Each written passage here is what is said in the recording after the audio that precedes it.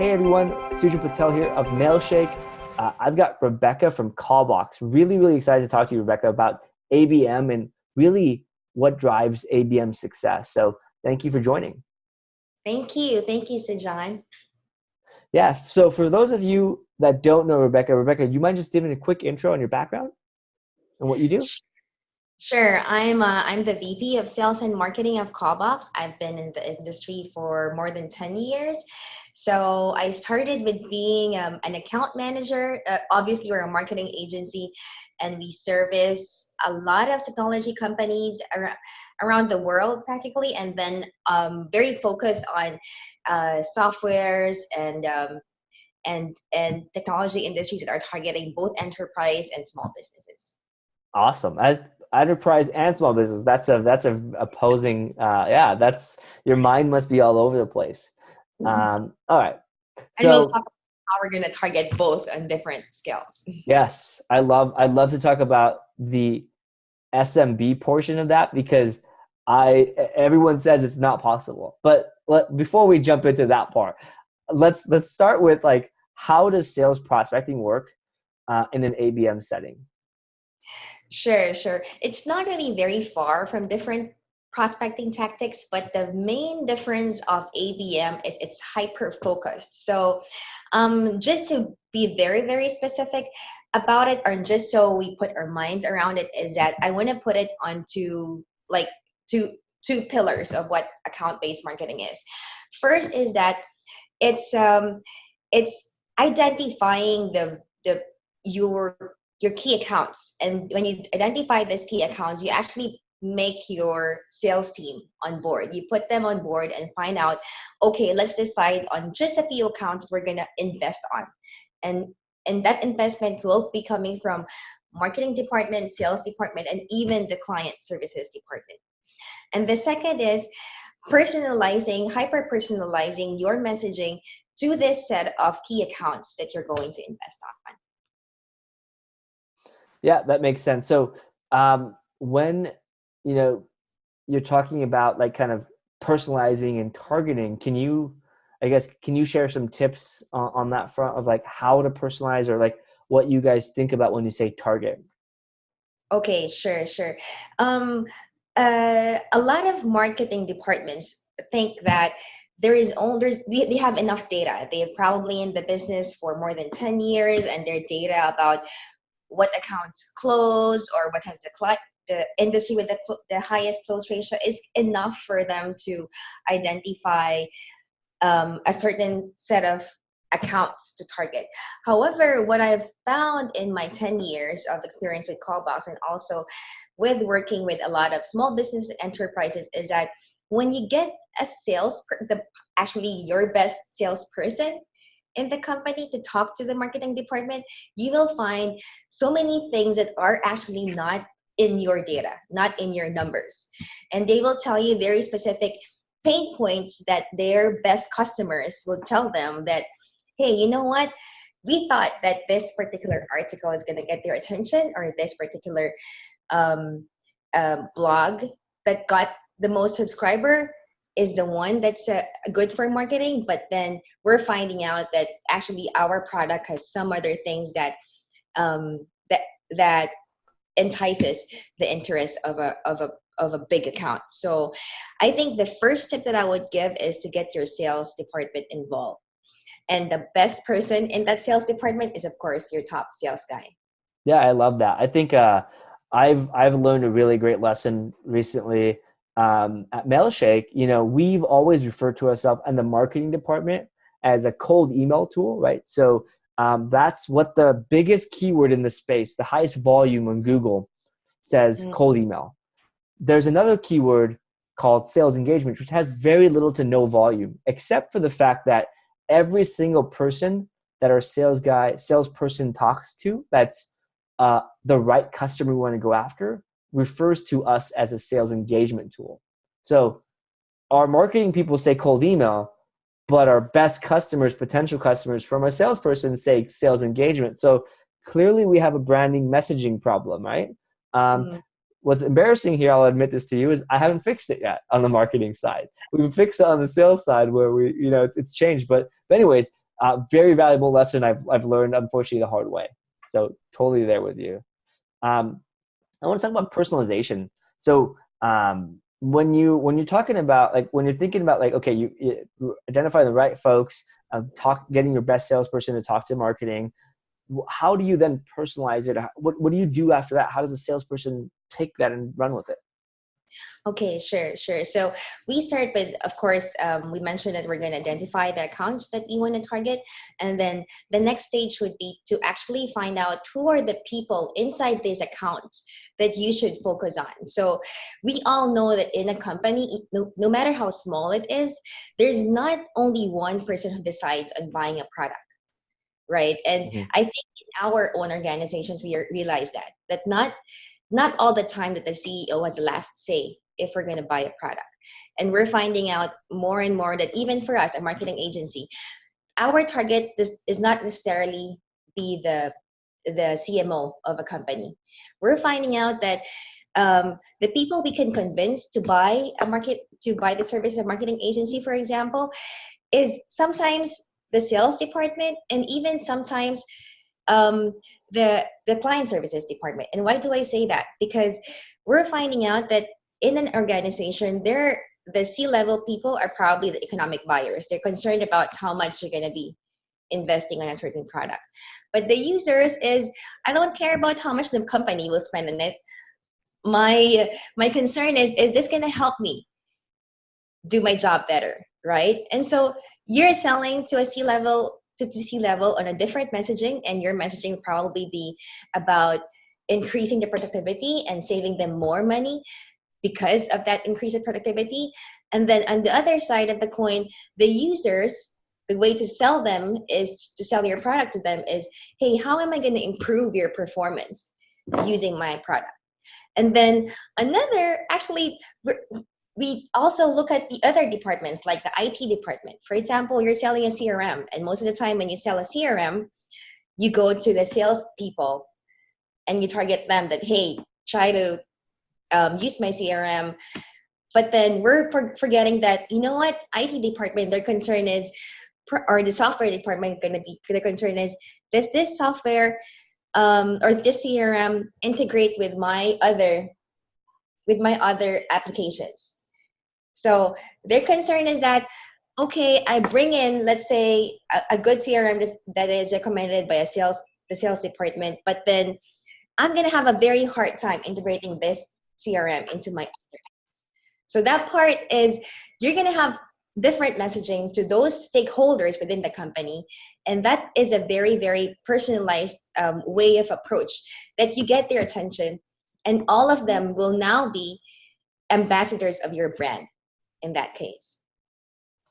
I love that. That's a really, really important part, right? So like the IT folks, they have a different friction point. They care about different things than Correct. the CEO or the guys at the people at the top, right? And to the end user. And would you say that there's no one person that like makes that decision at the end of the day, at least on the enterprise end? I really think so. There is no one person who is your best or your only prospect within the company. I think the best way to approach it really is to, once you have identified your key accounts, is to identify probably at least 4 people within the company who who are your most possible or most probable influencers into buying your account. So that can be the top person, the top management, the user, even the IT department, and probably the VP or the second most, the highest person in the company, because you never know what is the dynamics within the organization. So you might as well try to reach out to these prospects, but keeping in mind that there are different ways to approach them because they have different, tick points that they're looking at into buying your service. So I like how you broke down the targets to 4 people, 4 people, 4 key people at organization. But what are the channels you use to kind of implement the multiple touches that are really key to ABM strategy? Sure. It's basically a combination of several things, both online and offline. So I think email is still the best medium or the best channel to start your conversation. and then follow it up with a LinkedIn connection. And of course, when you find that they are already connected to you, then you shift to doing a phone call. So let's say you start with your prospecting cadence by sending the prospect an intro email to relay your intent to help them explore ways and how you can help them with your product or service. Then you follow it up with a phone call and maybe another email. But then in those different ways, you want to be able not to just present them the product or your service. You also want to help them and just educate them in your particular industry or particular expertise. You want to just share content that will, if they're a marketing person, will help them in their jobs without actually pushing your product, but just keeping them hanging on, that you are there to help them out. I love that. I think the one key thing that is so simple that you mentioned is early on is like you call them when they're ready to purchase, but you Yeah. do everything else Mhm. at the same time, right? You can market to somebody of content of value and or advertise or promote or whatever, but you do the call when it matters, right? But then they know everybody kind of knows about you before. So can I ask you a real specific question around like the channels? Like, do you have like maybe a favorite? So you said email, you said phone, I think you said um, advertising or content, blog, and whatnot. At least that's kind of what I took away from that. Are there any that are your personal favorite outside of like the direct connect phone? Um, I think my personal favorite is still LinkedIn. I find that when you connect to them via LinkedIn, there's so much information you can get out from it, and that information you can use to personalize your other touch.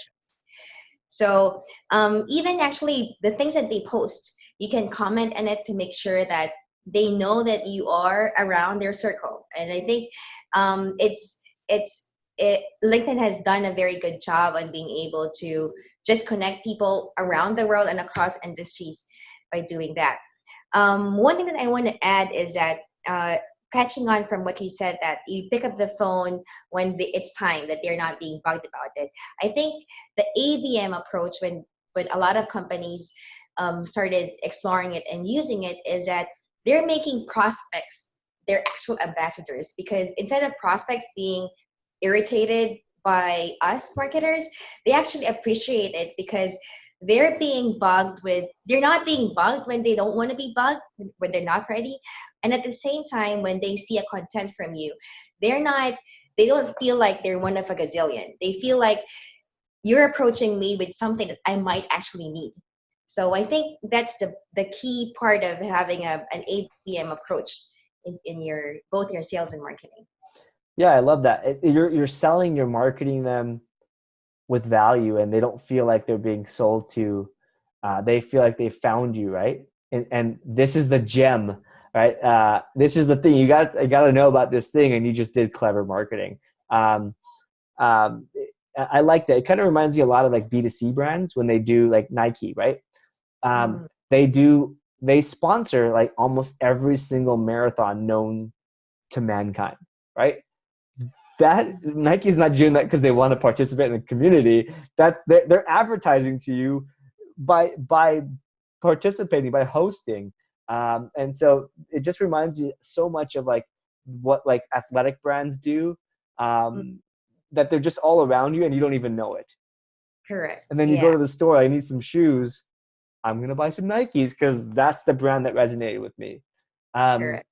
that's awesome. All right. So next question I have is, customizing or personalizing the content for kind of high converting accounts or potentially high converting accounts. I guess how do you go about doing that, and why do you do that if they're already a potential customer? Um, Actually, after you identify your accounts, identify the people within those accounts that you're going to target, you still are. I think the way that we approach it in Callbox is that we score these people. When we say score them, we score them both on their firmographics and also their intent. So that scoring is okay. How many? If they're not towards the end of the buying process, then there's less touch points that I should be giving them. But then if they are within the they are closer to showing more interest about our product, then that's when I actually pick up the phone or make more personalized connection with them, and probably even send them to a salesperson. So you don't stop personalizing your content on the top of the funnel. You actually still do a lot of personalization and scoring within the mid and the um, below the funnel. That makes complete sense. It's like in marketing or sales, you get a lead, you do a demo, and then you stop doing anything after that, right? You don't. No one stops after you get the lead. You do the demo, you do all the hard work to close the deal, and oftentimes that last part is the harder part of everything. So I think that makes complete sense. I think a lot of people would think about from the outside, oh, I need to do ABM to get the leads to talk to me. But Mm. especially with enterprise deals, they may have a long buying cycle. So you have to market to them during that process as well. I like that. All right. I want to talk about something. I've got two more questions for you. First is, what are your favorite tools, or what tools do you recommend for like ABM and sales prospecting? Okay, if I'm gonna actually name my top two, I think it's Zoom Info and Google Alert. So Zoom Info is really good information about a company, and aside from the company, they have really good information about the people within those companies. So aside from, of course, they have the contact information. I think what's very helpful for me are all the information about the updates of a certain company. When is its best time to actually approach them because they bought a certain technology and so on. I think that part is what makes me like Zoom Info a lot. And I think we've had partnered with several data companies, and ZoomInfo is the one that has the most accurate Nice. one. Good plugging for them.